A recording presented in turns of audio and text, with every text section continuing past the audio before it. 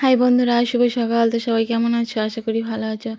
আর আমি ভালো নেই, মনটা একটু খারাপ লাগছে, কারণ অনেক দিন হয়ে গেল বাপের বাড়ি এসেছিলাম, তার জন্য একটু মনটা খারাপ। বাড়ি চলে যেতে হচ্ছে, শ্বশুর বাড়ি। কী আর করা যাবে, শ্বশুর বাড়িতে যেতেই হবে, বাপের বাড়িতে তো আর থাকলে হবে না। তার জন্য একটু মনটা খারাপ। আর ওই যে আমার দিদিমা ওই পাশে বসে আছে আর কি, আমার দিদা দিতে যাচ্ছে কিছুটা রাস্তা আর কি। আর আমার মেয়েকে চশমা পরে স্টাইল মারছে, দাদা চশমাটাকে খুলে নিয়ে নিজে পড়েছে। বাড়ি যাচ্ছে বলে একটু মনটাও খারাপ লাগছে, ভালো লাগছে না। তারপরে ট্রেনে উঠে পড়েছিলাম, ট্রেন থেকে নেমে আমার দিদা টোটোয় চাপিয়ে দিয়ে আর কি ঘুরে চলে গেল। আমরা টোটোয় চেপে ট্রেন থেকে নেমে আর কি টোটোয় চাপলাম। টোটো থেকে নেমে তারপর বাস ধরবো, বাস পেলাম না। বাস প্রায় 1 ঘন্টা 1.5 ঘন্টা লেট। তাই ভাবলাম অতক্ষণ বসে থেকে কী করবো, ওই জন্য টোটো করে চলে যাই। যে আমার ছেলে বসে আছে, আমার মেয়ে যে টোটোতেই ঘুমিয়ে পড়েছে। মানে টোটোয় চেপে থেকে আর কি গোটাটাই এই রাস্তাটায় আর কি ঘুমাতে ঘুমাতেই বাড়ি এলো।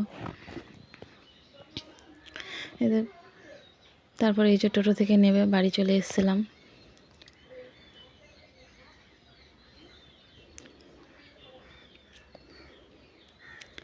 এবার ঘরটা খুলে নেবো, দেখি ঘরের কি অবস্থা হয়ে আছে।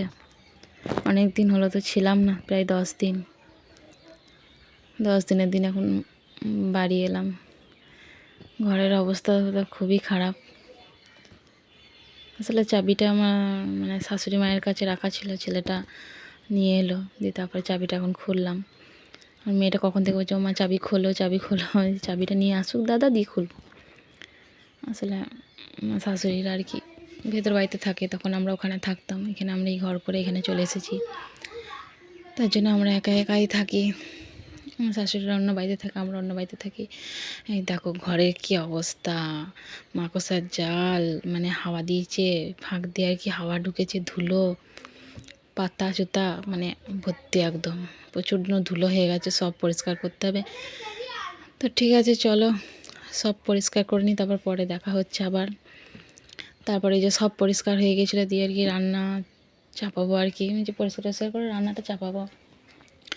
তারপর আমার শাশুড়িরা ফোন করে বললো আজকে রান্না করতে হয় না, আমাদের আর কি শ্মশানকালী পুজো আর কি ওখানে হচ্ছে, ওখানে আর কি খিচুড়ি খাওয়ানো হবে, তখনই সবাই খিচুড়ি খেতে যাব। তাই ভাবলাম তাহলে আর রান্না করবো না, অনেকটা বেলা হয়ে গেছে, প্রায় 12টার সময় বাড়ি এলাম। তারপরে আর কি ঘর দুয়ার বাগানো হলো, অনেকটাই বেলা হয়ে গেছিলো। আবার খিচুড়ি খেতে যেতেও প্রায় 2টো বেজে গিয়েছিলো,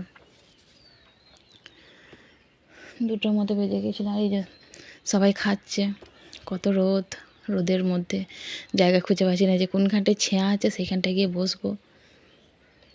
ছেঁয়া আর খুঁজে পাচ্ছি না, সবাই খাচ্ছে, আমরা গিয়ে দাঁড়িয়ে আছি।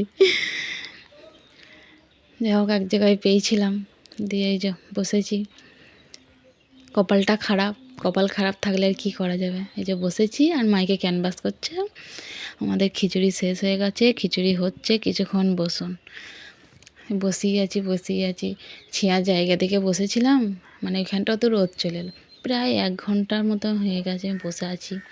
তারপরে এই যে পাতা দিয়ে গেল, প্রায় 1 ঘন্টার পর আমাদের ঘরে খিচুড়ি দিয়ে গেল। মানে সঙ্গে সঙ্গে হয়েছে, এত গরম, মানে মেয়ের তো মানে খুব খিদে পেয়েছে। খিদে পাওয়ারই কথা, সেই কোন সকালে বাপের বাড়ি থেকে এসে ওখানে আর কি চা খেয়ে এসেছি, চা বিস্কিট, সেই ওখানেই খাওয়া।